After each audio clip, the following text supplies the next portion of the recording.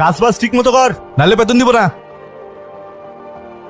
নানা যান, মামা যান, সবাই নিচে আয়েন, দেখেন কেডা এসছে। কত বড় ফাউল, ওখানে দাঁড়িয়ে ও চিৎকার চেঁচামেচি করছে। কি ব্যাপারটা কি? ষাঁড়ের মতো চিল্লাচ্ছিস কেন? কি হয়েছে দেখতেছেন না? দেখেন কেডা এসছে। কি হলো, তুমি এখনো যাও নাই? তোমাকে না বললাম ভেতরে যাও, বাইকটা পার্ক করে। আসসালামু আলাইকুম। আপনি নিশ্চয়ই মামা। আপনার ব্যাপারে অনেক কিছু বলেছে। আর আপনি মামি? বাহ, বেশ মিষ্টি দেখতে তো আপনি। ছোট খালা আর খালু, তবে আপনাদের সবার মধ্যে আমার ফেভারিট কিন্তু আপনি। এই গুনগুন, ছেলেটা কে রে? মামা ও আতিফ, আমরা একে অপরকে ভালোবেসে বিয়ে করেছি। দেখছেন ভাইজান, আপনার আদরের ভাগ্নি খানদান বংশের পরিচয় না জেনে একটা ছেলেরে বিয়ে করে আনছে। আব্বাজান, আপনি এখনো চুপ করে আছেন কেন? ঠিকই তো, এই শুভ কাজটা একা করলি কেমনে?